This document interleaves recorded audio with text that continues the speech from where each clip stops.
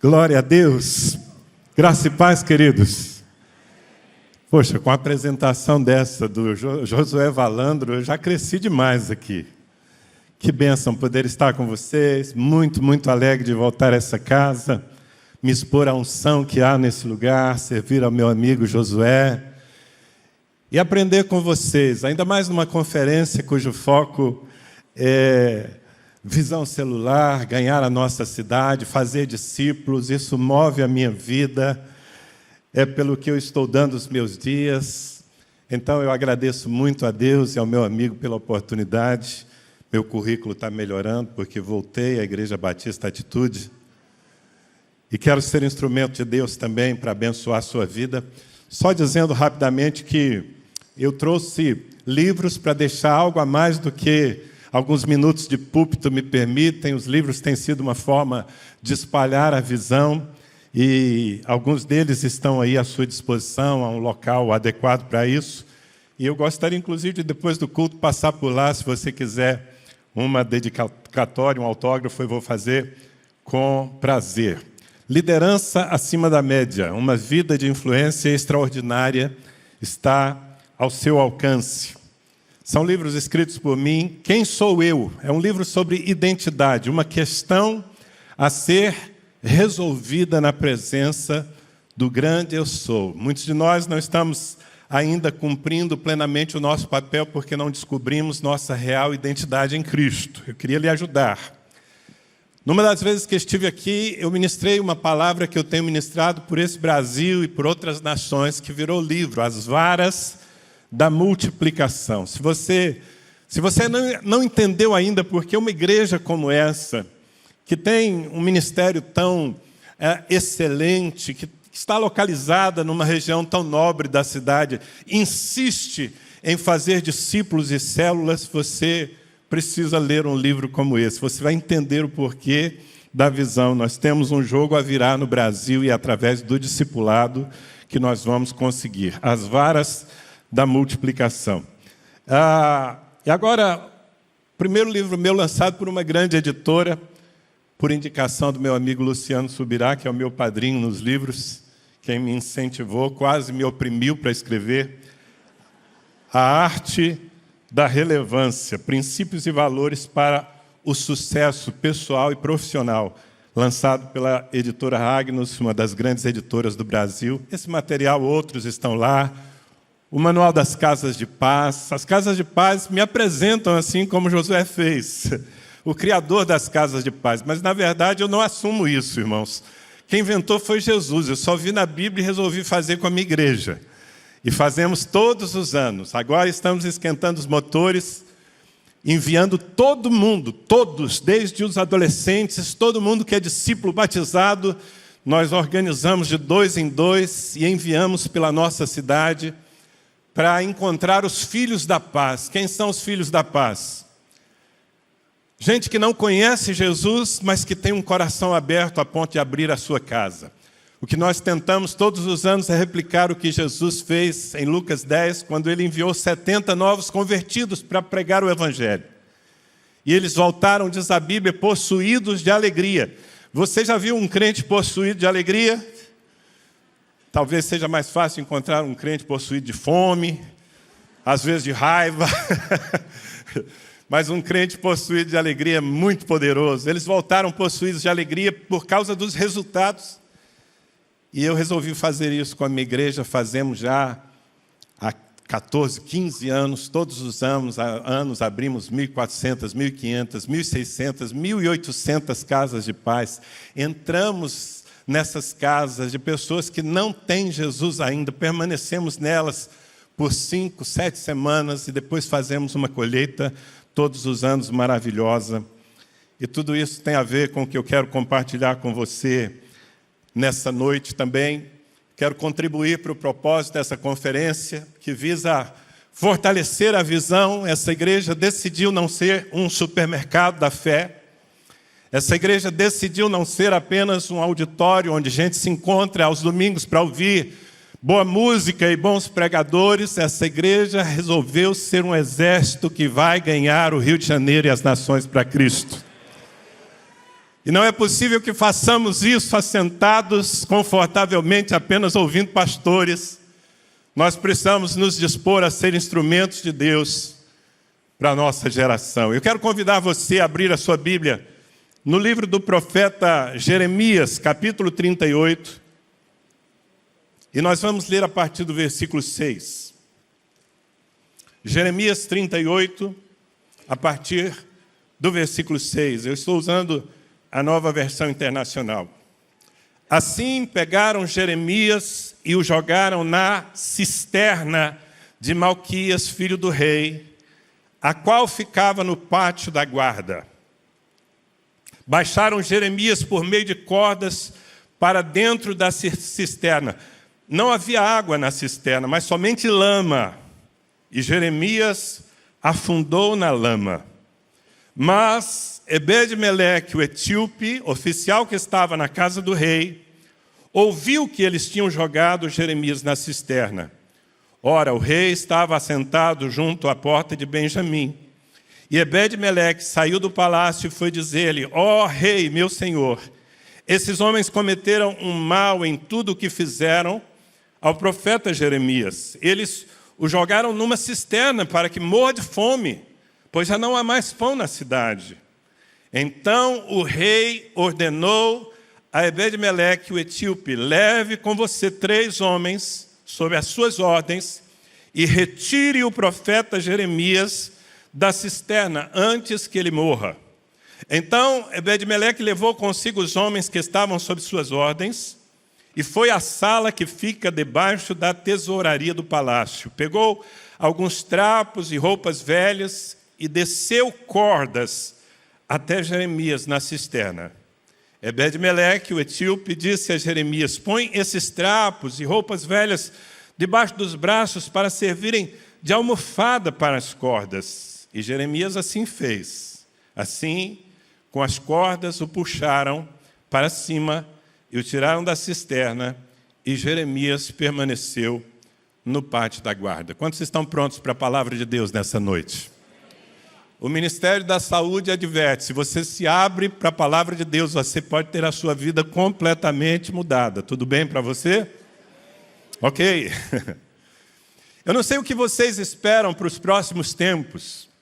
Eu conheço pessoas que são fissuradas em escatologia, gostam de brigar por isso. Algumas estão preocupadas sobre se conseguem escapar da chapa quente que vai fritar na terra, num arrebatamento. Outros estão se preparando para enfrentar o anticristo. Eu vou lhe dizer o que eu espero. E sim, eu sei que nós estamos no tempo do fim. Mas o que eu espero para os próximos dias é o maior avivamento da história da igreja. Eu sei que o Senhor Jesus virá não para salvar uma noiva esfarrapada, fraca, quase morrendo diante da opressão do mundo, mas que Ele virá para premiar uma igreja vitoriosa, conquistadora. Isso não é possível sem que ela esteja cheia do Espírito Santo. Será que você pode crer nisso? Bem, eu lhe dou uma boa base bíblica. O profeta Joel disse que nos últimos dias, e acontecerá nos últimos dias, que derramarei o meu espírito sobre toda a carne. Vossos filhos e vossas filhas profetizarão, vossos jovens terão sonhos, vossos velhos terão visões, e até sobre os servos e as servas derramarei o meu espírito, diz o Senhor. Promessa feita. Talvez você diga: já cumprida, pastor. Pentecoste já aconteceu. Mas eu quero dizer para você que Pentecoste é festa das primícias. O que aconteceu em Pentecoste é apenas uma parte, é apenas o começo daquilo que a igreja vai experimentar nesse novo tempo. Aliás, quando Pedro tenta explicar a embriaguez do Espírito que aconteceu em Pentecoste, o povo de Jerusalém correu para aquele cenáculo e se perguntava o que estava acontecendo, porque os crentes estavam como que bêbados ali. Pedro disse: o que está acontecendo aqui é o que foi predito pelo profeta Joel. E quando Pedro vai citar Joel, ele faz uma pequena mudança na profecia. Você pode conferir isso depois. Pedro diz, Joel profetizou que nos últimos dias Deus derramará do seu Espírito. Foi essa expressão que ele usou, mas por Joel Deus não prometeu derramar do Espírito. Por Joel Deus prometeu derramar o Espírito. Faz alguma diferença para você, não? Bem, se eu disser que eu vou derramar dessa água sobre o meu irmão aqui, eu vou derramar parte. Mas se eu disser, eu vou derramar essa água em você, eu vou derramar tudo. E o que vem aí é o tudo de Deus para a última geração da igreja. Se você pode criar essa expectativa no seu coração, então, é uma boa perspectiva para viver. Agora veja, queridos, eu digo tudo isso para propor uma reflexão. Onde está a maioria dos profetas que Deus usará nesse último e decisivo avivamento? Onde está? Talvez você diga, eis-me aqui. Sim, eu espero que você seja um deles, mas eu desconfio que uma grande parte, talvez a maior parte dos profetas que Deus usará no avivamento final, agora mesmo, está no fundo do poço. Agora mesmo está atolado na lama. Agora mesmo está perdida. Gente que está dominada pelo pecado, pelo vício, pela mentira, pelo adultério, pela idolatria. Gente que está solitária no seu mundo de depressão. Talvez você tenha dificuldade de pensar em gente assim como profetas. E eu sei que muitos de nós carregamos um certo preconceito religioso, sabe? Temos dificuldade de olhar para aquele que ainda não acessou a salvação como parte do plano que nós já vivemos. Mas Jesus não tinha nenhuma dificuldade. Um dia, percebendo que os discípulos estavam cansados, ele disse, vamos para um lugar à parte, descansar, e eles gostaram da ideia. Eu gosto desse texto, porque é a minha base bíblica para férias. Férias é de Deus, não é, irmãos? Não pode viver de férias, mas de vez em quando parar e refrigerar é bom. Jesus chamou os discípulos, já pensou? 7 dias num resort com Jesus. Mas o plano foi estragado, porque quando eles desembarcaram, a multidão veio ao encontro de Jesus. E Jesus esqueceu as férias e passou a servir aquele povo, por um motivo que a Bíblia deixa muito clara. E vendo as multidões, compadeceu-se delas, porque eram como ovelhas que não têm pastor. Veja, aquela multidão não era composta de religiosos, santos, evangélicos. Era composta de publicanos, de prostitutas, de beberrões. Gente que estava mergulhada no pecado. Mas Jesus, olhando para aquele povo, ele viu ovelhas, não bodes. E se compadeceu, mas se são ovelhas, por que estão no adultério? Se são ovelhas, por que estão no engano? Porque não tem pastor. E Jesus, então, tentava, de alguma maneira, pastoreá-los. Eu queria propor que você pensasse em muita gente que está à sua volta, alheia à vida de Deus, presa no pecado, como profetas que precisam ser resgatados. Isso faz uma conexão com o texto que nós lemos. É uma história literal, um profeta foi jogado no fundo do poço, um profeta estava morrendo na lama, Jeremias. E ali ele terminaria os seus dias sem cumprir cabalmente o plano de Deus para a sua vida, se não houvesse alguém que se interessasse em resgatá-lo.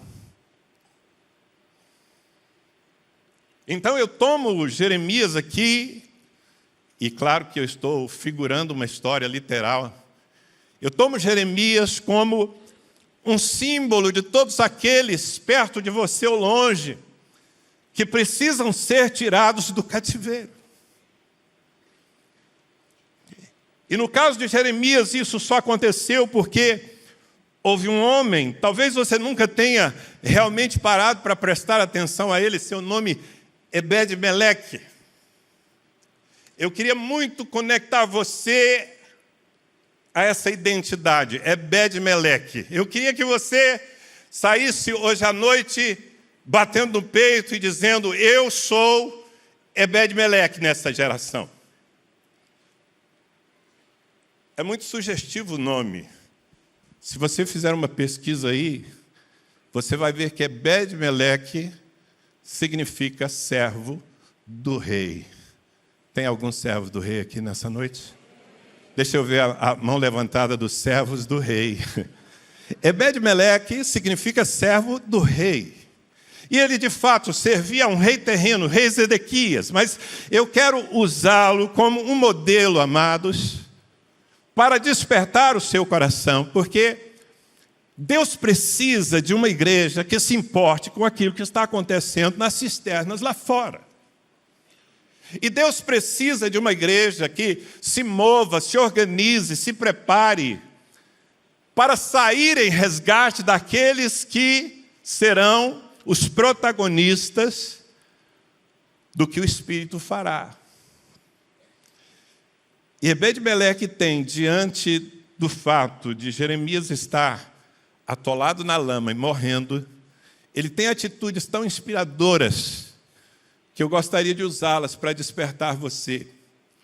Eu imagino que aqui, nesse auditório cheio de gente, há pastores, há líderes de célula, há supervisores, há gente que frequenta uma célula, talvez com a ideia de ser cuidado ali, e talvez haja também pessoas que nem se engajaram nisso, que não é um acessório dessa igreja, faz parte da estrutura central da Igreja Batista Atitude, assim como faz parte da comunidade cristã de Ribeirão Preto, igreja que eu pastoreio.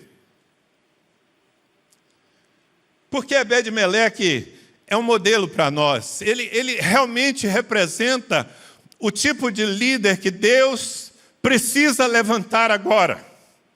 De novo, pense nos profetas que estão afundados, atolados na lama, e que tipo de gente Deus vai usar para trazê-los à condição de profetas.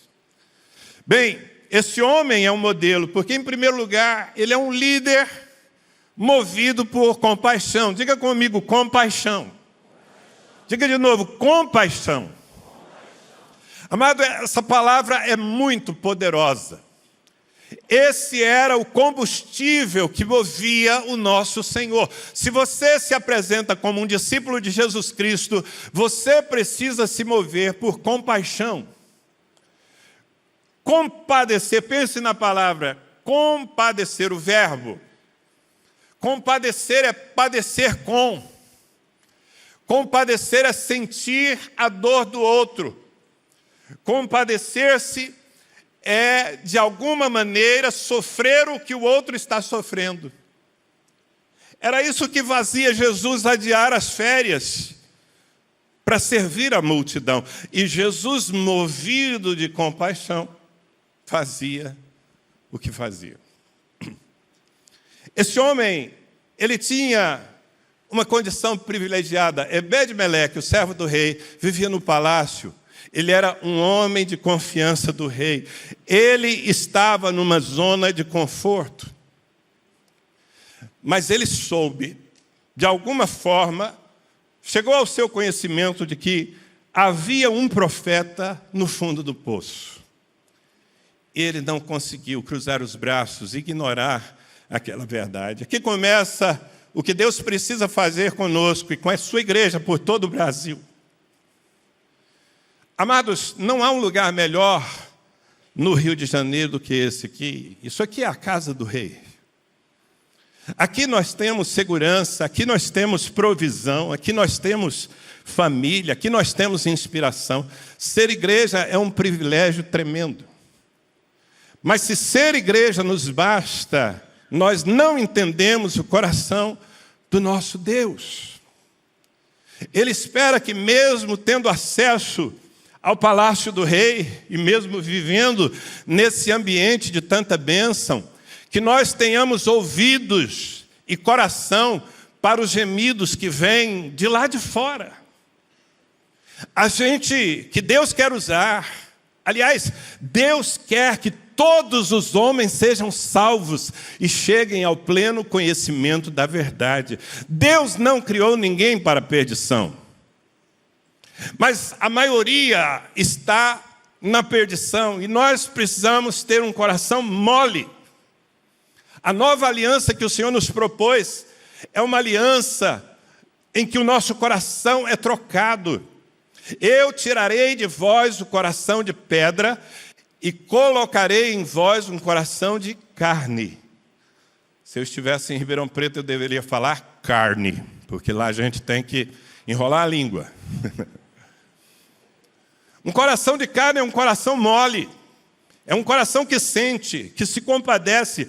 Ebed-Meleque não ficou em paz em saber que um profeta estava morrendo. Ele precisava fazer alguma coisa. E a zona de conforto não foi capaz de prendê-lo.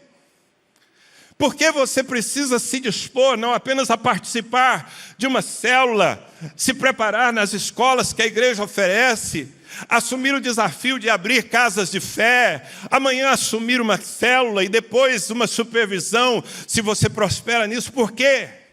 Porque essa igreja precisa crescer e se tornar maior? Porque o seu pastor precisa se tornar mais famoso do que ele já é?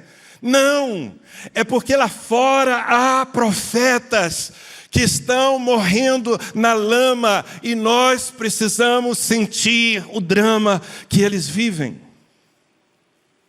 Tem alguém me entendendo aqui?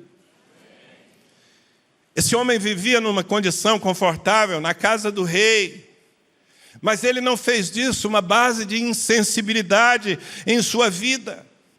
Assim como nós que vivemos aqui na casa de Deus, não podemos lavar as nossas mãos em relação ao que está acontecendo lá fora. Porque há muito plano de Deus parado na vida de gente lá fora.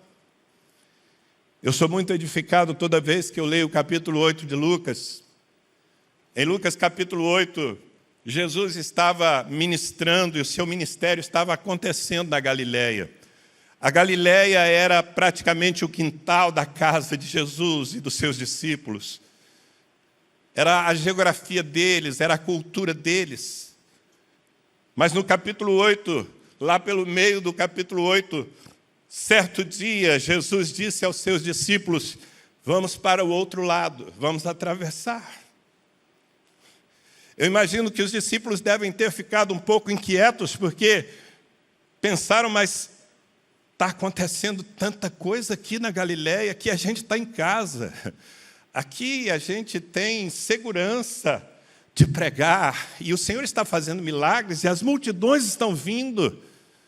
Por que nós precisamos atravessar o mar e ir para a terra dos Gadarenos, uma terra de gente estranha, uma terra hostil até mesmo à nossa fé? Jesus disse: vamos atravessar. E enquanto eles estão atravessando, uma tempestade os surpreende. Pela primeira vez, eles percebem que aquele que eles seguem também tem poder sobre o mar e o vento. Quem é esse que até o mar, até os ventos lhe obedecem? Sabe, querido, tem coisas de Deus que você só vai descobrir na medida em que aceita o desafio de atravessar em busca dos perdidos. Mas quando eles chegam ao outro lado, vem ao encontro um gadareno. Eu acredito que boa parte de vocês, se não todos, conhecem a história. Um homem desfigurado pela ação demoníaca. Ele vivia nu pelos sepulcros e pelos vales. Ele era violento. Havia tanto demônio na vida daquele homem. Isso me impressiona, o quanto Satanás é capaz de investir na desgraça de um ser humano. Milhares de demônios na vida de um ser humano só para desgraçá-lo.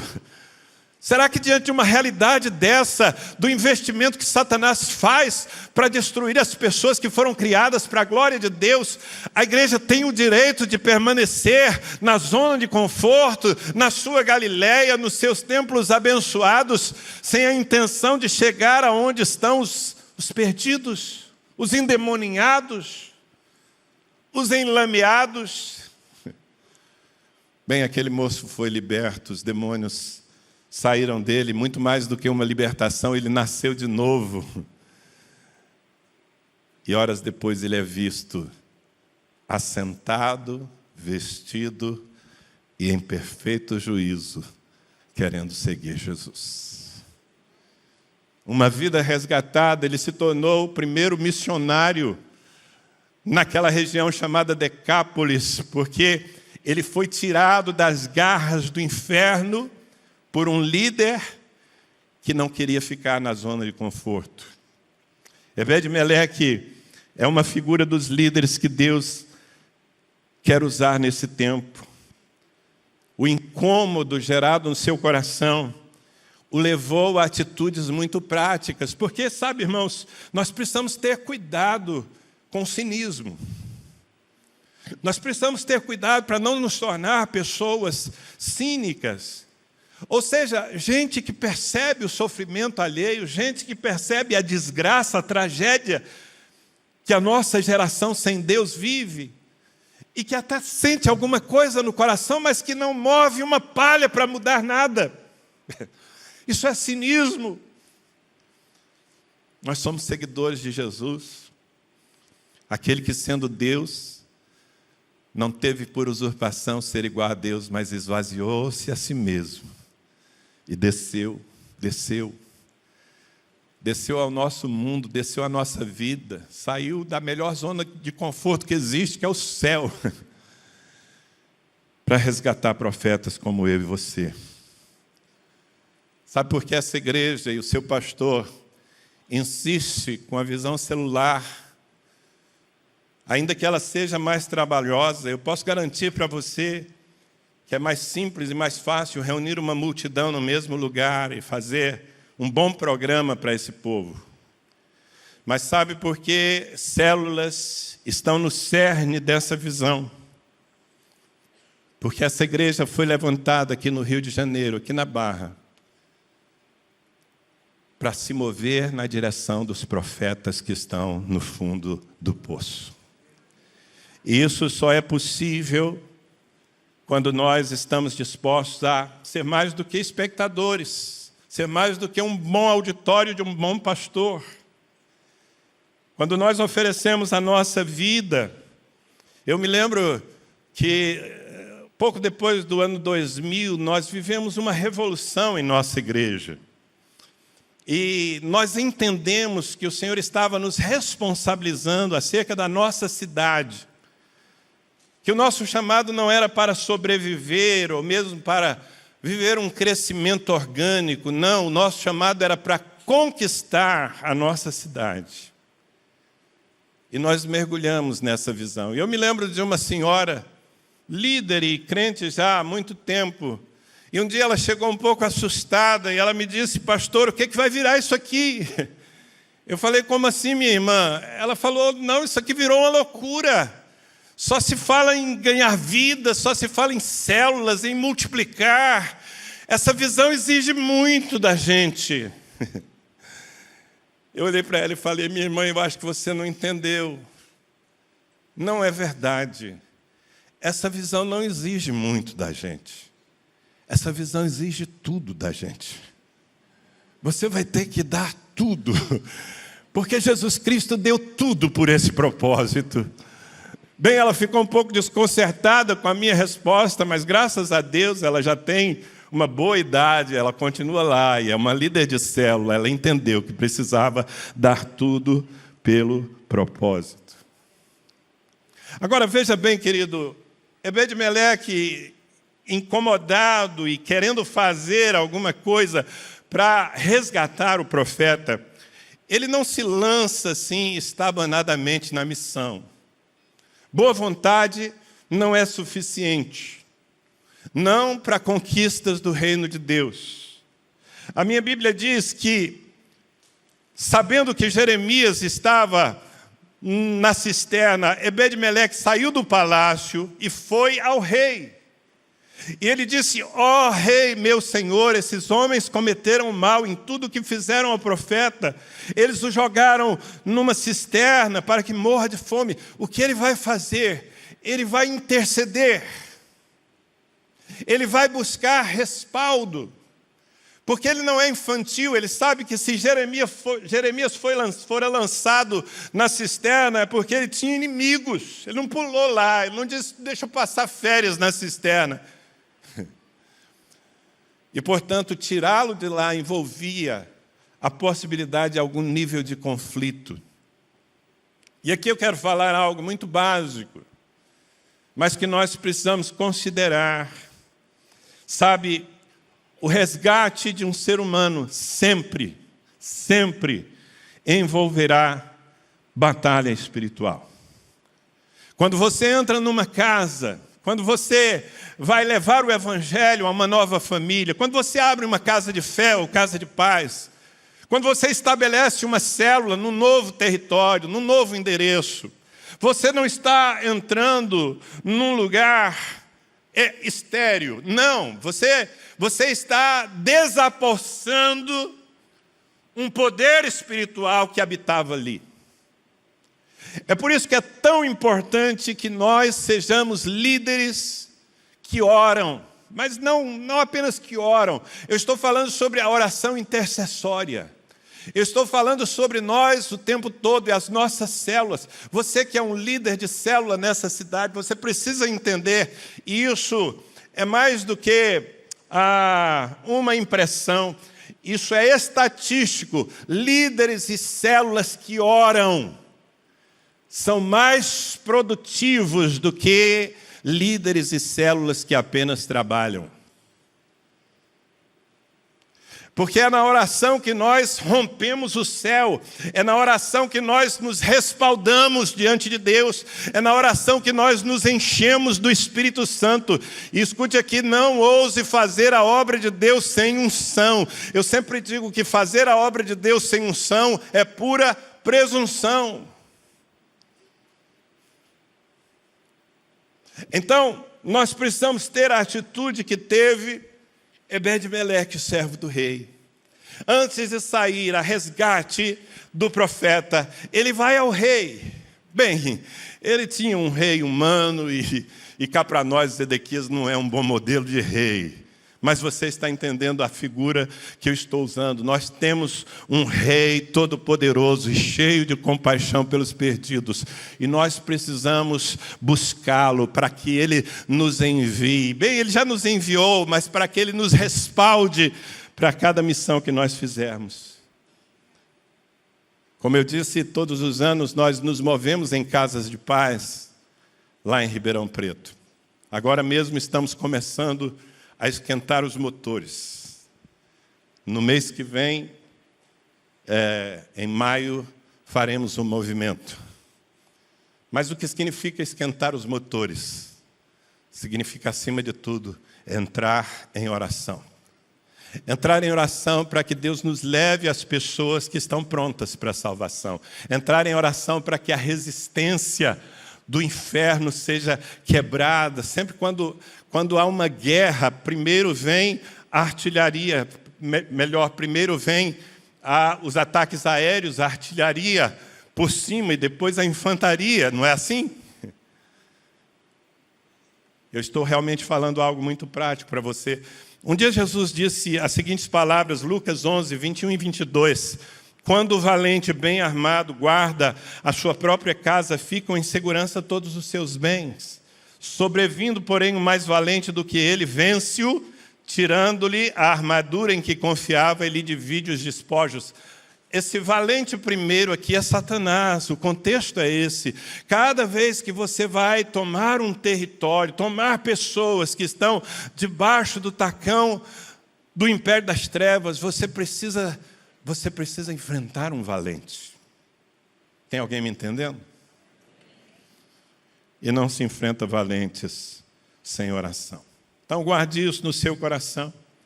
Não se faz evangelismo, não se multiplica células sem oração. Pense no apóstolo Paulo, um homem cheio de conhecimento, de experiências com Deus. Numa certa ocasião, ele estava preso e ele pede oração aos irmãos. Aliás, num capítulo em que ele trata de guerra espiritual, Efésios capítulo 6. E ele diz: orem por mim.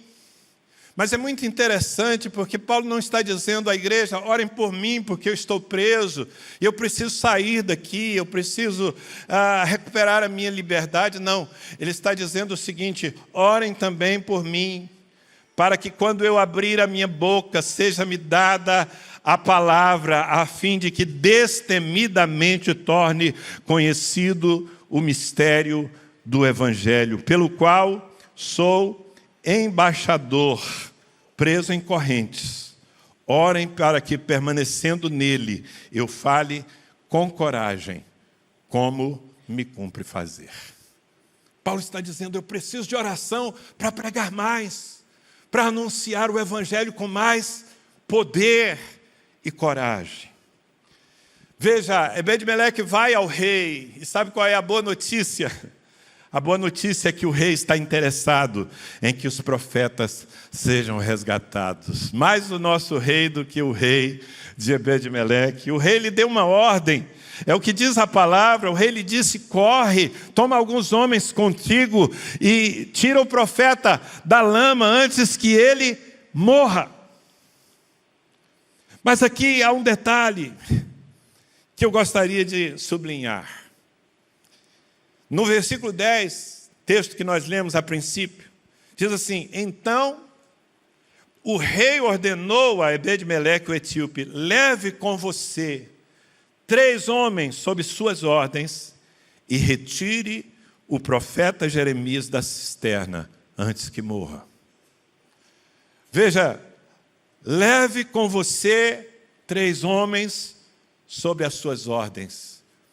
Deus está procurando aqui os homens e mulheres que estão dispostos a formar equipes, a treinar pessoas para o ministério do resgate. De novo, nós estamos no ambiente de uma conferência celular e, amados, nós precisamos entender algo. No reino de Deus, ninguém faz nada sozinho. Você pode repetir isso comigo? No reino de Deus, ninguém faz nada sozinho. Só vocês, eu quero ouvir. É um princípio do reino de Deus. Quando Jesus inventou as casas de paz, ele pegou 70 discípulos e os enviou de 2 em 2. Aliás, eu costumo dizer que até para buscar um jumento, Jesus mandava 2 discípulos. Não sei explicar, talvez o risco de um levar um coice e o outro ter que ajudar. Mas no reino sempre se faz as coisas em equipe. E sinceramente, depois de tantos anos no ministério, eu não conheço uma forma mais eficaz de fazer a obra de Deus do que através dos pequenos grupos que nós chamamos de células. Eu não sei por que perspectiva você enxerga a sua célula. Quantos de vocês aqui fazem parte de uma célula? Levante a sua mão bem alto. A grande maioria. Os outros ainda estão chegando na igreja, não entenderam que se você não chega numa célula, você não chega na igreja. Mas que bom que você... A maioria dos que estão aqui nessa noite, e se estão é porque se interessaram pelo tema dessa conferência, que você está numa célula, mas como é que você enxerga esse grupo? É apenas um lugar onde você é cuidado, onde você é ministrado, pastoreado, abastecido. Porque se é assim que está funcionando, ou se é assim que você enxerga, está fora de propósito. Porque uma célula existe para treinar pessoas para o resgate. Aliás, uma célula existe para resgatar gente que está na lama. Esse é o propósito principal. Ainda que nós usemos as células para pastorear a multidão, e eu também não conheço uma forma de pastorear uma multidão, a não ser através dos pequenos grupos. Mas nós precisamos ser intencionais. E você que é um líder, você não pode se sentir confortável ou bem-sucedido em simplesmente reunir pessoas à sua volta numa casa. Isso não é suficiente. Você foi chamado para fazer discípulos. Posso ouvir um amém? Fazer discípulos é treinar pessoas para fazer aquilo que você faz. E o que você faz? Resgata profetas. Ebed-Meleque tinha uma equipe. O rei disse: toma contigo os teus homens e vai. E os homens estavam prontos para ir com ele.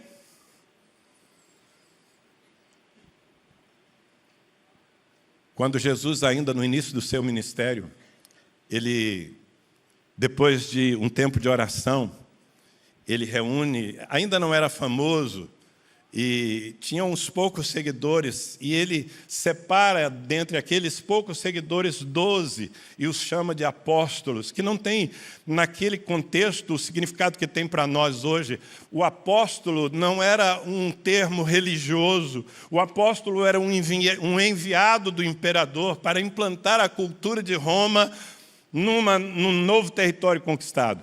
E Jesus, desde o princípio, chama aqueles 12 de apóstolos, e a Bíblia diz que ele os chamou para estarem com ele e para enviá-los a pregar. Preste atenção, Jesus chamou os seus discípulos, em primeiro lugar, para estarem com ele. Isso é discipulado, isso é processo. Mas esse discipulado e esse processo tem um propósito. O propósito é enviá-los a pregar e a exercer autoridade contra os demônios. É para isso que você está numa célula. E líder, é para isso que você foi colocado à frente. Você precisa fazer da sua célula um lugar de treinamento e de impartição de compaixão. Você precisa desafiar as pessoas que estão com você a darem a sua vida para tirar aqueles que estão nas trevas e trazê-los para o reino de Deus.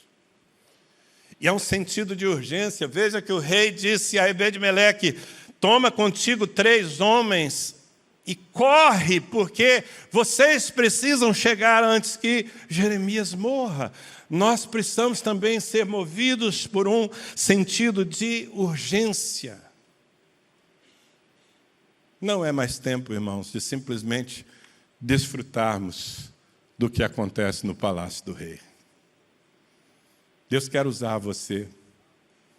Você pode me ajudar a pregar? Diga para essa pessoa que está ao seu lado: Deus está contando com você para resgatar os profetas do grande avivamento. Vocês ainda estão aí, não? Eu espero que você permaneça. Eu sei que foi muito intenso desde ontem, hoje, o dia todo. Eu até compreenderei se você já estiver assim, fumegando, mas eu peço mais 1 minuto só, para te dizer que quando nós nos lançamos na obra de Deus, a grande chave é não complicar. Uma das armas mais poderosas do reino dos céus é a simplicidade. Eu conversava com o seu pastor agora há pouco e nós estávamos falando sobre isso. Sobre manter a simplicidade. No versículo 11 diz que então Ebed-Meleque levou consigo os homens que estavam sob suas ordens, ele levou sua célula e foi à sala que fica debaixo da tesouraria do palácio. O que você acha que ele conseguiu lá? O palácio é rico, é o palácio do rei. Ele vai na sala que está debaixo da tesouraria. E o que ele pega para resgatar o profeta? Roupas velhas, trapos e cordas. Nada mais simples do que isso. Gente, evangelismo é simples, não complica. Evangelismo, ganhar pessoas, trazê-las da perdição, é simples. Você precisa de roupas usadas, você precisa de experiências já vividas, você precisa contar aquilo que o Senhor tem feito na sua vida, o seu testemunho. E você precisa das cordas de compaixão. as cordas que prendem as pessoas pelo amor. Isso será o suficiente. Quando Jesus criou as casas de paz, ele reuniu 70 e ele disse: eu quero que vocês vão. Não se distraiam com nada, não cumprimentem ninguém pelo caminho, não percam tempo com outras coisas, é urgente. Mas Jesus disse: não levem bolsa, nem alforje, nem sandálias. O que ele estava dizendo: vocês não precisam de grande bagagem para resgatar pessoas. E Jesus foi capaz de enviar novos convertidos. Ué, pastor, como é que você sabe que eram novos convertidos? Bem, meus irmãos, pensem comigo.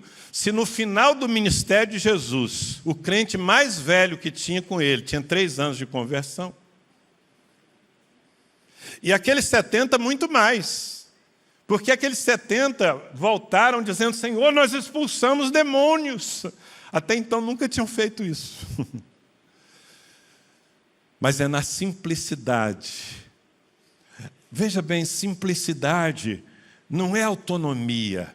Ebed-meleque se abastece na casa do rei. Você precisa se abastecer aqui. Essa conferência está acontecendo. Pastores se moveram de outros lugares para cá, e os seus próprios pastores aqui também, para lhe dar ferramentas. Você se abastece aqui. Mas vocês não estão recebendo uma visão complicada.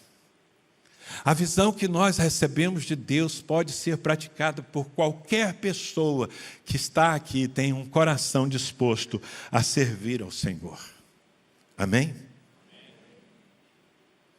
Então, uma igreja saudável é um depósito de ferramentas para líderes eficazes. Eu me alegro tanto, porque, amados, eu ando pelo Brasil e há ministérios lindos, gente fazendo coisas muito grandes. Mas, infelizmente, mesmo essas grandes igrejas, boa parte ou a maioria delas, não está movendo o seu povo para a obra como essa está fazendo. E se essa está fazendo é porque nós entendemos que a igreja não pode ser um supermercado, não pode ser um shopping center onde os crentes se abastecem e ponto final. Não, eles se abastecem para servir. Posso ouvir um amém? Amém? Então esse homem vai, mas eu preciso terminar essa mensagem sublinhando algo que eu acho tão lindo nesse texto. No versículo 12 diz que Ebed-meleque, o etíope, disse a Jeremias, já lá, diante da cisterna, Jeremias está lá, certamente ferido, ele foi espancado e lançado à força ali. E Ebed-meleque diz: põe esses trapos e roupas velhas debaixo dos braços, nas axilas, para servirem de almofadas para as cordas. Sabe o que esse líder está dizendo? Jeremias, eu sei que você já está machucado o suficiente. Eu não quero lhe machucar mais. A igreja que vai resgatar os profetas do avivamento do fim é uma igreja que tem o cuidado de perceber que as pessoas vêm da sua vida perdida, machucadas, feridas. E que a primeira coisa não é colocar nelas o status de profeta, a primeira coisa é curá-las, é amá-las, é mostrar o valor que elas têm. A primeira coisa é nos importarmos com suas dores. Uma célula que se move dessa maneira, ela se multiplica muitas vezes. Não haverá casas que caberão tanta gente, porque o que mais as pessoas precisam, além da salvação, é amor, compaixão, cuidado. Uma igreja que cuida, que pensa as feridas, que depois vai trabalhar, ele será um profeta, por enquanto ele é só um homem ferido que precisa ser resgatado. E esse líder sabe como fazê-lo.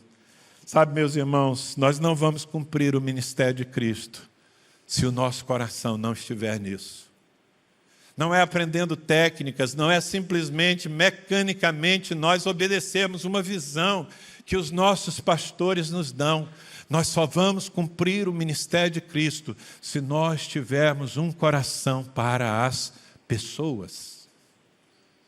Por isso eu peço que você entregue nessa noite o seu coração, que você permita que o seu coração doa com a dor dos outros. Porque é esse tipo de crente que Deus está buscando. Eu termino dizendo uma coisa muito importante. No versículo 13 diz assim: com as cordas o puxaram para cima e o tiraram da cisterna, e Jeremias permaneceu no pátio da guarda. Vejam, Ebed-Meleque e sua equipe não tiraram o profeta da cisterna e o abandonaram à sua própria sorte. Como às vezes nós fazemos um esforço enorme para trazer alguém para a casa de Deus, para conduzir uma pessoa à salvação, e aí ela nasce de novo, e qual é o nosso próximo passo? Abandoná-la. É o velho TVM, te vira maninho. E queridos, os que estão à mercê do te vira maninho, normalmente não permanecem, porque são frágeis, porque não têm raízes ainda. Quão importante é que as nossas células e as nossas igrejas sejam também lugares de consolidação, lugares de proteção aos novos. Porque se nós não nos tornarmos uma espécie de pátio da guarda, sabe, Ebed-Meleque teve o cuidado de fazer com que Jeremias fosse colocado no pátio da guarda. Ali os seus inimigos, aqueles que o haviam lançado no poço, não poderiam levá-lo de volta. E às vezes nós estamos cumprindo parcialmente a nossa missão. Veja o que Jesus disse em João capítulo 15, versículo 16. Vocês não me escolheram, eu escolhi vocês para irem e darem fruto. Fruto que permaneça. Diga comigo, fruto que permaneça. Eu e a Mônica, aliás, eu devia ter falado isso no começo. Pela primeira vez eu estou acompanhado aqui pela minha melhor metade, a Mônica. Queria que ela ficasse em pé para vocês verem como eu sou abençoado. Ela é linda e vocês têm muita moral. Porque ela estava ontem pregando numa conferência em São Paulo e eu disse, vamos nos encontrar lá no aeroporto do Rio. Ela nunca faria isso, ela diria, não, eu estou cansada, eu vou para casa. Mas como era na Igreja Batista Atitude, ela veio me encontrar aqui. Glória a Deus. E nós estamos curtindo a nossa adolescência, agora temos um netinho. Amados, que coisa maravilhosa. O nome dele é Tito, é o nosso netito. Mas sabe, ele é frágil ainda, ele é uma criança. Seus pais se dedicam 24 horas por dia e de vez em quando não aguentam mais e entregam para nós. E nós o levamos para casa. E cuidamos com toda a atenção, colocamos para dormir no quarto ao lado ao nosso, mas mantemos uma câmera a noite toda. Mas só porque ele é recém-nascido. Não queremos super protegê-lo. Ele não vai se tornar um menino Nutella, não vai. Mas, por enquanto, ele precisa de uma proteção especial, porque é criança. Assim é com todos aqueles que nós ganhamos para Cristo. Coloque-os no pátio da guarda, cuide deles até que tenham raízes, até que saibam andar por conta própria, até que possam se alimentar sozinhos. Enquanto isso, você é responsável pela proteção dessas pessoas. Um profeta foi resgatado por um homem chamado Ebed-Meleque. Eu estou aqui para dizer, Deus está querendo repetir essa história 1, 2, 10 mil, milhares de vezes aqui no Rio de Janeiro, em todos os lugares por onde o Senhor os enviar. Quantos aceitam esse desafio? Glória a Deus. Por favor, fique em pé. Eu acho que o que eu falei foi suficiente para demonstrar que a sua missão não é aqui. Aqui é o lugar onde você se abastece, desfruta da presença do Rei, mas a sua missão está lá fora.